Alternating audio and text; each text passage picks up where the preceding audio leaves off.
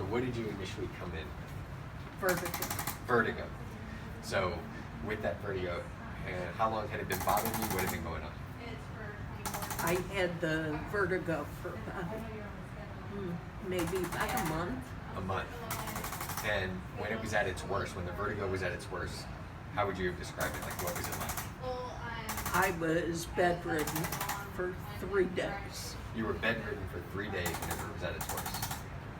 Yes, Yeah. I could not stand up or make it to the bathroom by myself. Yeah. So you needed help for everything. Yeah. And if anybody else out there has ever suffered from that, I've had it too, and it's horrible. It's horrible.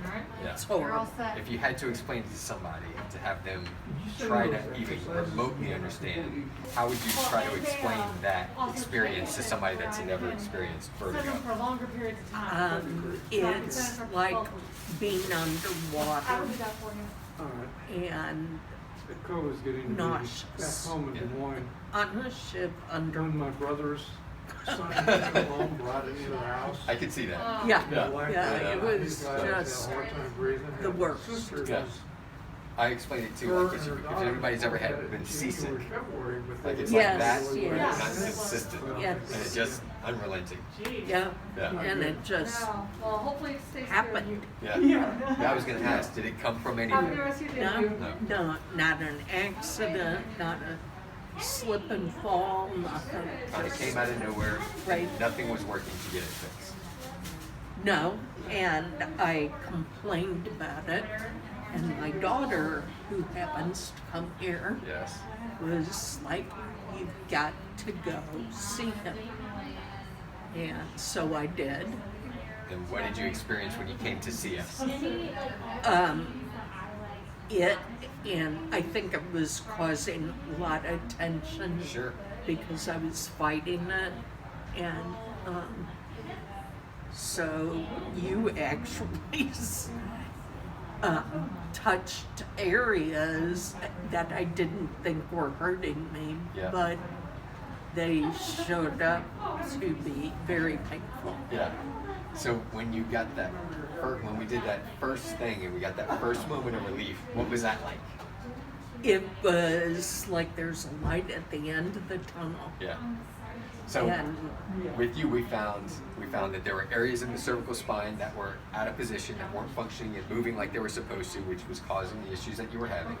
And then we also did some other things too to help with the inner ear issues, everything like that as well. And then that's what you started to see is that light at the end of the tunnel, right? right, You got a right. glimpse I of. was able to go almost a full day without feeling the vertigo. Yeah. Which is huge. Huge, Yeah. huge. Because I remember the day when you came in and that was the moment. And you were just like, oh my gosh, this is it. Yeah, Yeah. it was taken away, and Yep. Yeah. It was good. Yeah. So we'll go ahead, we'll get you adjusted and everything. And then we'll go from there.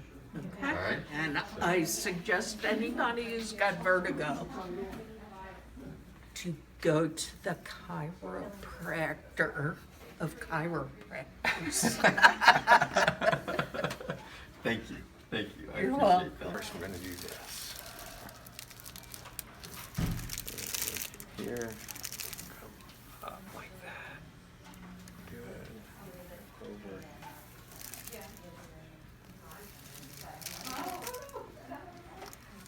So when that inner canal in the ear can get off, right? And so whenever it gets off like that, it can get buildup of these crystals. And when there's crystals build up in there, it makes your equilibrium off. It can make you feel dizzy and nauseous. That in combination with what goes on in the upper cervical spine can create more problems there too. More dizziness, more nausea. And a lot of pop, crackle. Yeah. Especially when you have what you have going on there in that neck. Mhm.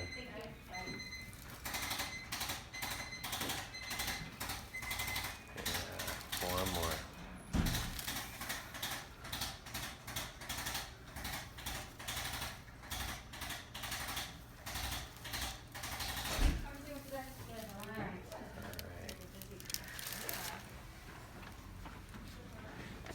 sound, but we're gonna have you flip over, but I'm gonna have you take your time. Yeah, I think I need to Yes. sit up first. So usually what happens there is whenever we do that, it makes you more dizzy and nauseous and everything else. See how good I'm getting? Yeah, much better.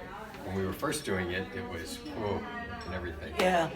And we always make sure that you have somebody that's able to drive you and all those kind of things, that we don't have to worry about that. But as now we've been doing it more and more, it's been getting better and better. Right. So Right. it's good.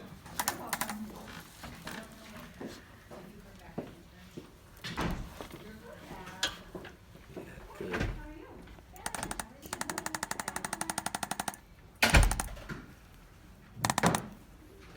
So when the upper cervical gets out of position, when these areas get out of position, man, it can just wreak havoc on those types of things. Dizziness, nausea, vertigo, inner ear complaints, headaches.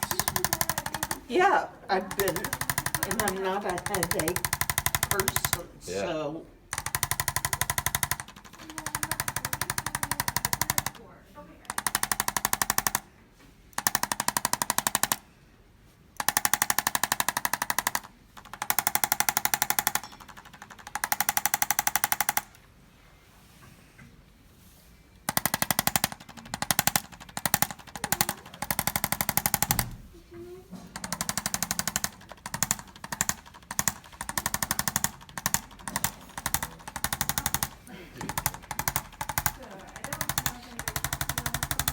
All right.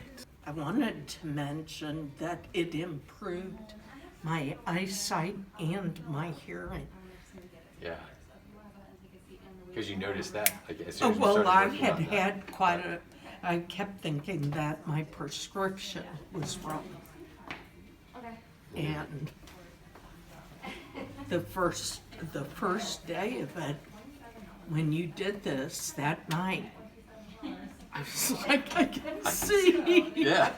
I can hear better. Yeah. It's amazing how, because so much of that comes from that upper cervical that It's- controls those things, right? Eyes, ears, nose, throat, all that kind of stuff all comes from those cranial nerves in that upper cervical area and everything else. So it'll affect that.